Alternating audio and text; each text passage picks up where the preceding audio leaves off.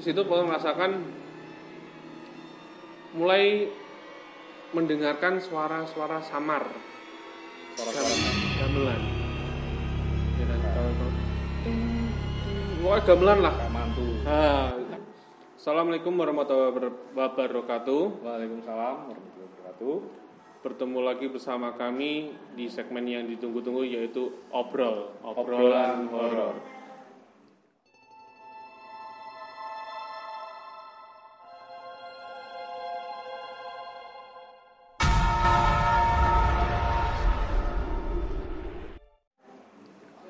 Bersama saya yaitu Rizky Ale dan teman saya yaitu Yogi. Yoi. Oke. Di sini kami akan mengisahkan kisah pribadi kami, ya kan, pengalaman kita pas naik ke Gunung Lawu via Candi Cetho. Atasnya Candi Cetho ada Candi Ketek. Kowe. Candi Kowe. Kowe berarti Ketek. Kowe. Ya. Langsung saja, tidak lama-lama kita akan mengisahkan perjalanan horor kita.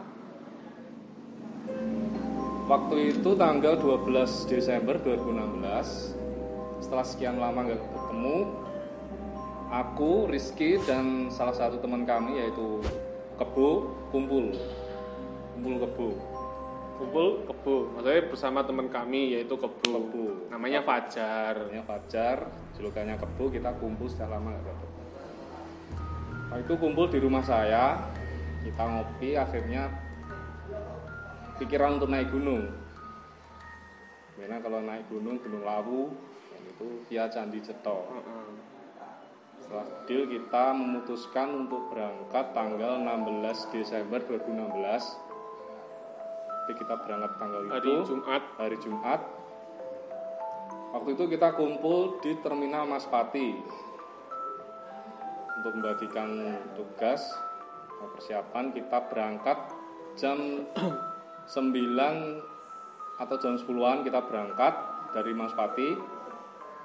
Kalau habis sampai base camp Cemoro Sewu, sampai sana jam 11-an. Kita parkir motor, kita cari warung untuk sekedar cari informasi sambil ngopi-ngopi. Sampai di Cemoro Sewu, base camp Cemoro Sewu, kami parkir motor dan pergi ke warung untuk mencari suatu informasi. Kalau perjalanan dari Candi Cetho, dari Cemoro Sewu, base camp Cemoro Sewu ke base camp Candi Cetho itu memerlukan sekitar perjalanan estimasi 1 jaman. 1 jam. Nah, jadi kalau kita naik Candi Cetho, turun Candi Cetho, nanti kejauhan, rumah kita Magetan sedangkan. Ya. Jadi kita memutuskan untuk nyebrang. Naik dari Candi Cetho, turun Cemoro Sewu, motor parkir Cemoro Sewu, nyantai-nyantai kita ke warung cari informasi untuk perjalanan menuju ke Candi Cetho. Berhubung dari kami bertiga, kita naik bertiga, ya kan, cuman bertiga. Tahu kan kalau di gunung kalau ganjil itu hal yang kurang enak lah. Iya.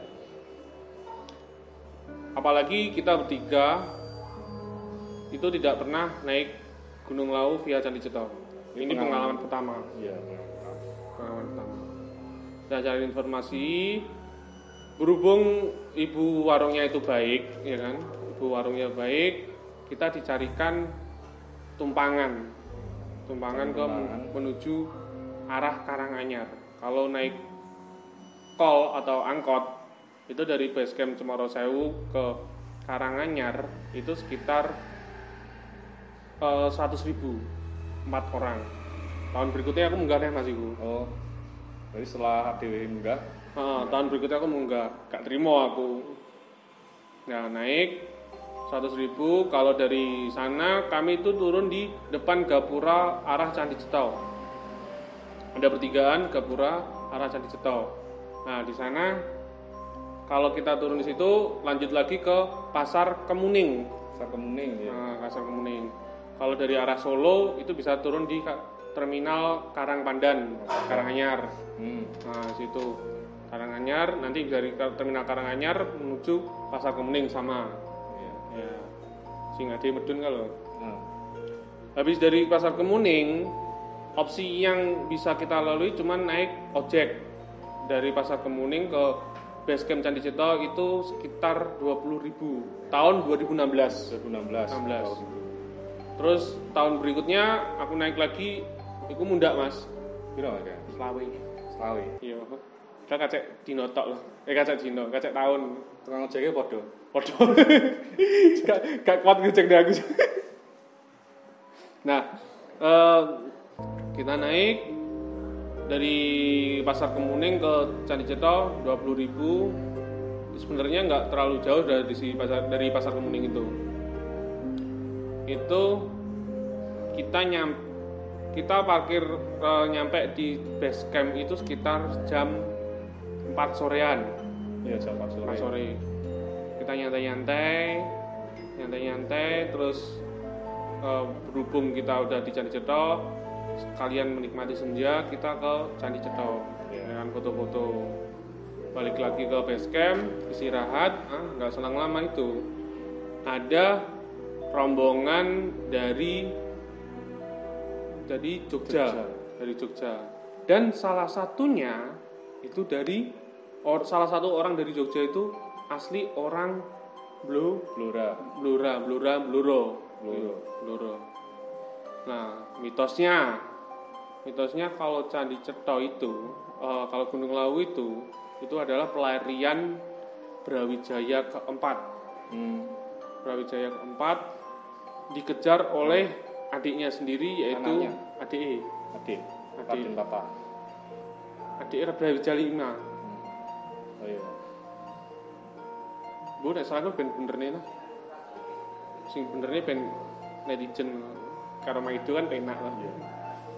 Nah, dikejar naik dari Jogorogo kalau nggak salah mas. Kami itu dikejar. Lah Brawijaya 5 itu minta bantuan sama kerajaan Cepu. Nah, yaitu silsilahnya kalau ke kerajaan Cepu itu meliputi Cepu, Blora itu sama sekitarnya situlah pokoknya. Itu mitosnya nek wong Cepu kuwi keturunan Cepu atau sekitarnya itu keturunan kerajaan itu kalau naik Lawu itu nggak boleh mas, pantangan. Tapi kalau dia nekat untuk naik ke Lawu, ya kan? Apa? Kalau dia turun dengan selamat, kalau masih keturunan loh ya. Kalau dia turun dengan selamat, itu pangarepannya bakalan keturutan. Permintaannya itu bahkan keturutan. Nah itu. Jadi pas itu posisi rombongan dari Jogja datang, pas datang juga itu pas hujan. Pas hujan. Hujan sore mas ya. Sore kita istirahat dulu di base camp. Kita masak, kita ngopi seperti biasa, kita main kartu sampai istirahat. Itu cuaca masih mendung mas. Takut kalau besok nggak bakalan bisa naik. Soalnya kalau masih cuaca buruk kayak gitu, alam jangan dilawan lah. Cuaca mendung, nggak bersahabat pada waktu itu. Alam badukun. Kita istirahat sampai keesokan paginya. Rombongan Jogja sudah berangkat terlebih dahulu mas ya. Dahulu kita bangun pagi jam 7. Kita masih ngopi, prepare untuk persiapan naik.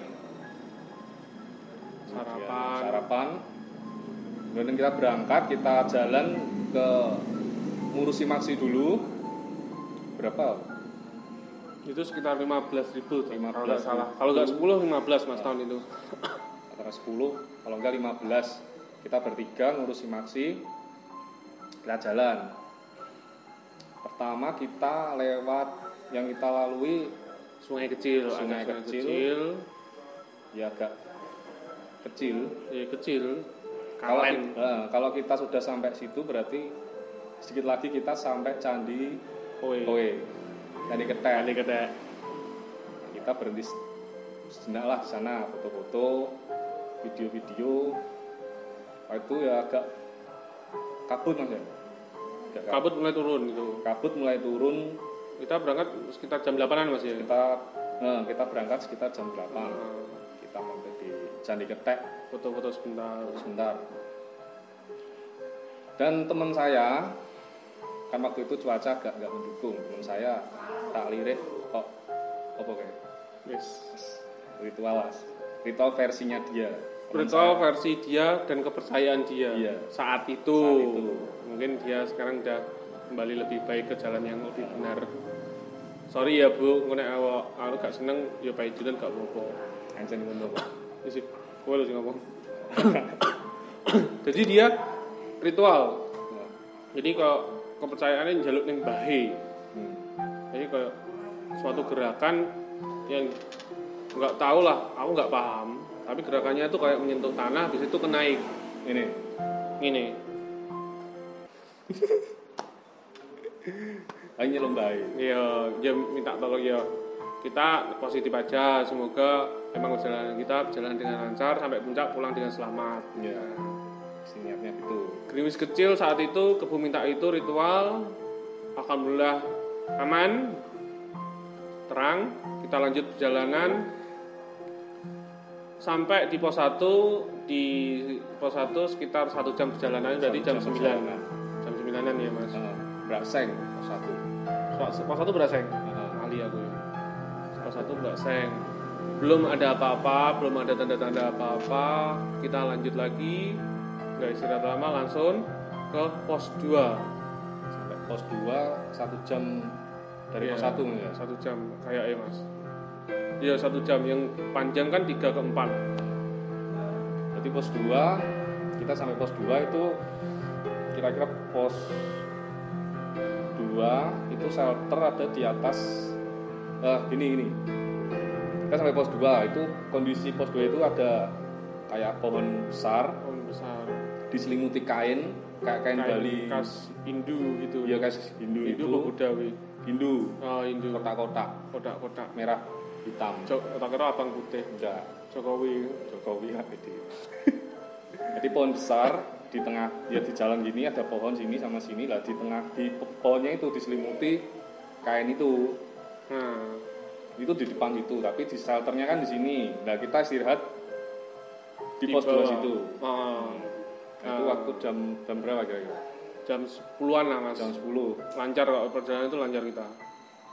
Terus lancar kita nyampe situ, mereka berdua nyampe duluan, aku di belakang. Ya kan, aku pejabat, ya kan, jalan lambat. Sweeper. Aku di belakang.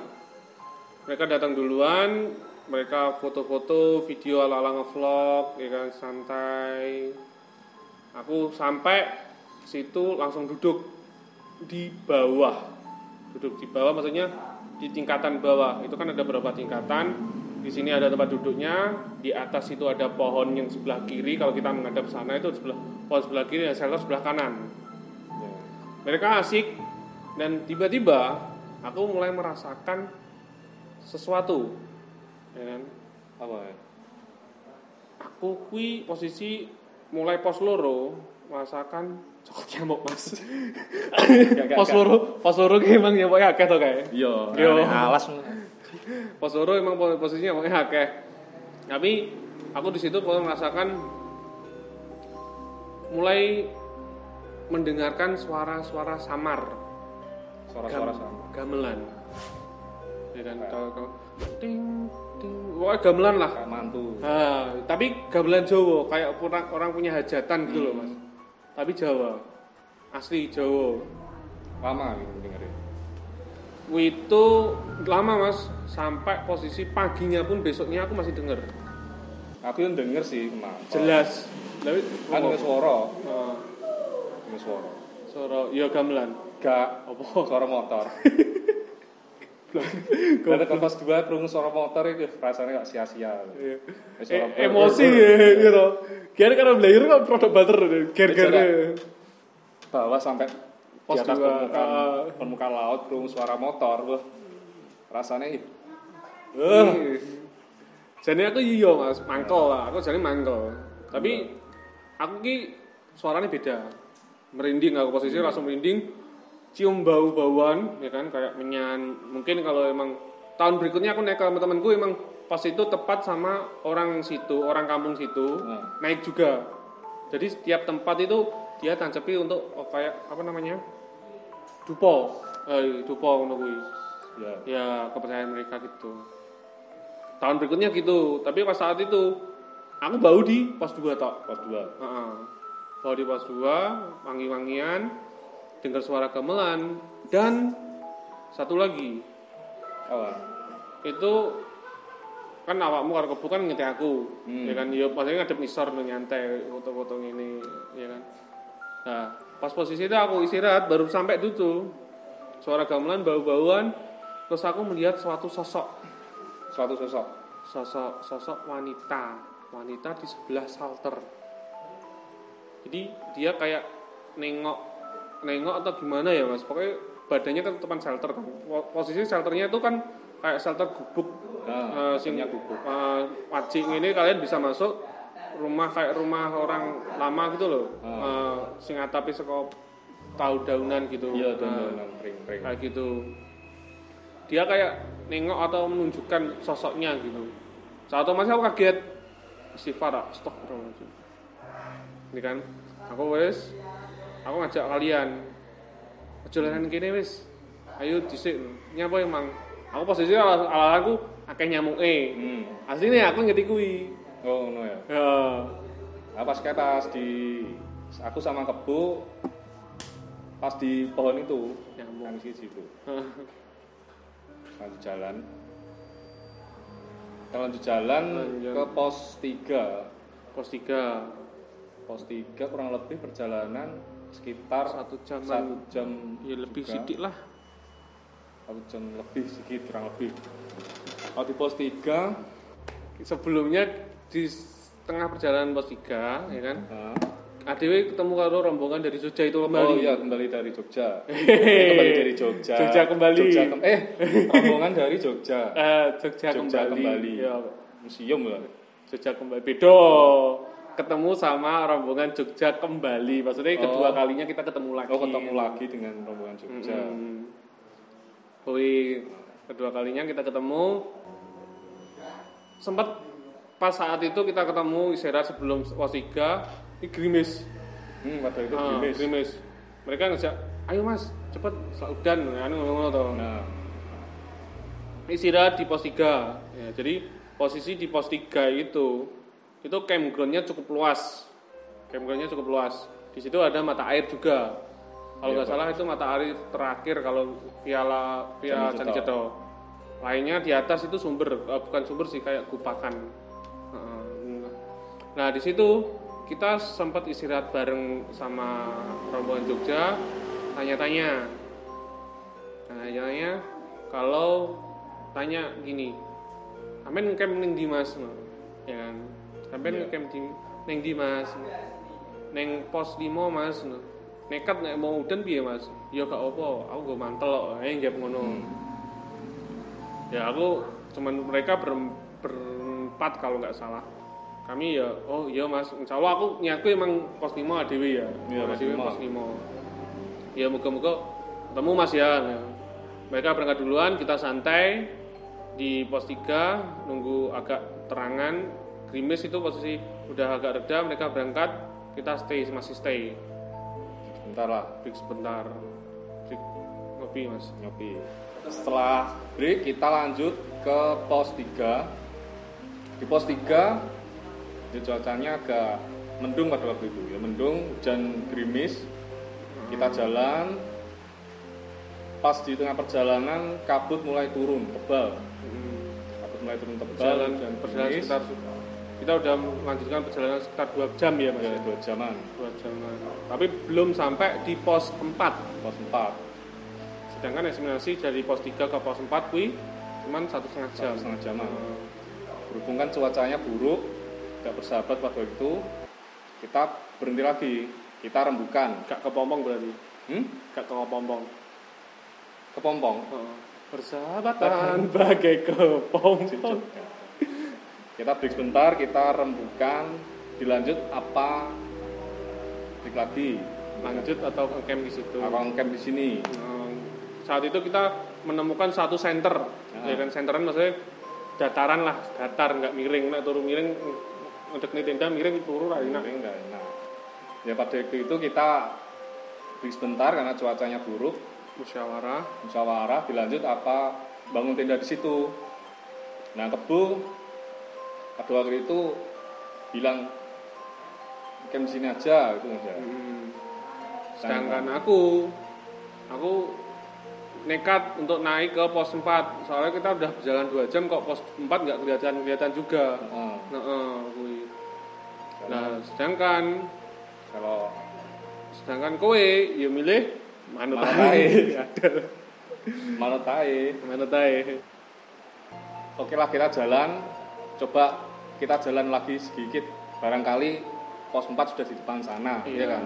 Iya bener Mas. Kalau belakang pos 3. Kita jalan.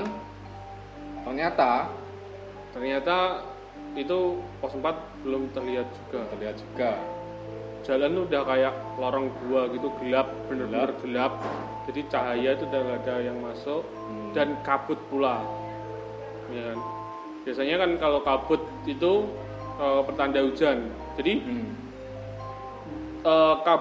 hujan itu petandanya saurunge udan kuwi kabut, sakwise kuwi kabut. Ngono. Biasanya aku nganggepin ngono Mas. Jadi hujan turun itu kayak menekan suatu hawa panas, ya kan? Hawa panas. Hujan dingin menekan suatu hawa panas ke sekitarnya, ya kan? Yang menimbulkan bertemu dengan hawa dingin di gunung. Terus bertemu setelah sekian lama nggak bertemu, kangen so. Nggak lama itu kabutnya benar-benar tebal. Memang langit itu udah benar-benar gelap juga. Kita lihat ke depan jalan satu tikungan, ternyata nggak ada pos 4, nggak lihat juga. Akhirnya kita turun lagi di center situ. Itu sekitar jam 1-2, enggak sore Mas, siang Mas. Tapi emang keadaannya gelap, benar-benar gelap. Itu kita nyantai, kita bangun tenda di situ. Mereka prepare masuk dan aku minta teman-temanku untuk membuat saluran air biar nanti niatnya tuh pas air itu nggak masuk ke posisi tenda, nggak tenda di tanah tenda. Nanti kalau nyembong istilahnya apa ya, menggenang itu nanti takutnya nanti meresap ke tenda kan akhirnya jadi basah. Basah. Ya jadi aku minta teman-temanku, Kebu jawab ora aman wingko. Ya wis lah, ya aku jawab ya gak apa nah ngono. Ya wis nah. Nah sedangkan juga ya aku yang jawab Mas. Jawab penak turu nah. Nak turun gelebak gak boyo ya. Tulang lunak. Ngerti rada penak terus dan turu. Iya wis. Terus aku mencari alat seadanya, kayu untuk membuat saluran air seadanya juga. Setelah membuat air, aku masuk, bersihin diri, langsung turu. Langsung tidur semua.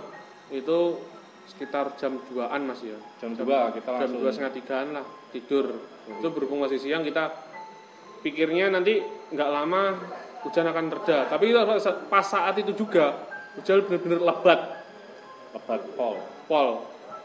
Lebat kayak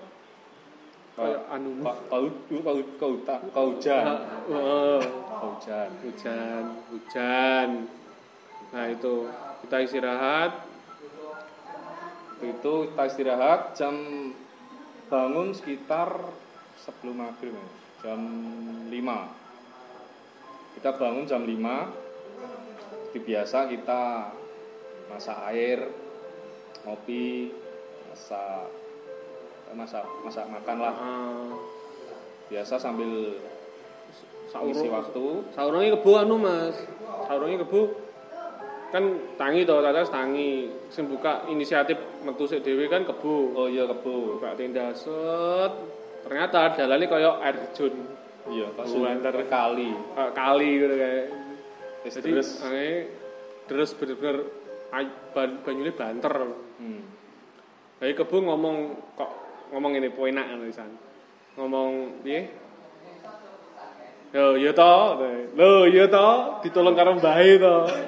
Aku yo, lah matamu sing gawe ki aku yo, lah kapan gaemu? Lah sore mlebu mau kowe mlebu kabeh aku mlebu kering gawe engke ta. Galengan. Yes guyon-guyon biasa lah, salah kanca ngene. Bar buka kuwi ngerti kuwi asline dhewe tangi iki gara-gara pengen ritual Mas. Ritual. Kepet-kepet. Kipat-kipat. Ya karo menikmati senja sore hari ya kan. Senja Di gunung ya kan. Jadi saurange senja kan cah senja kan aslinya enek kan lagi tahun-tahun wingi to. Tapi aslinya dhewe wis dadi cah senja sip suwe. Oh iya wis. Kan mesti mati senjane gunung ade. Ora cok aja. Apa iki ngomong apa kae? Menikmati senja. Oh menikmati krungu mati senja. Ritual kipat-kipat udah beres. Sorenya itu kita ngopi-ngopi ya kan. Ngopi-ngopi, malamnya kita masak mie, masak air biar matang. Kita masak, ngopi, jadi kan kita main kartu. Ritual main remi waktu itu. Berhubung cuacanya dingin, hujan lebat, nggak bisa ngapa-main kecuali main kartu. Kita bagikan satu persatu antangin, ya kan? Habis makan Mas ya? Habis makan. Yang satu-satu. Yang bawa logistik, obat aku pakai nih, nyoh. Satu-satu jelas ya kan. Dan tiba-tiba di samping main kartu, kita lihat pas mau minum, kita lihat antanginku kok nggak ada, hilang, bener-bener hilang.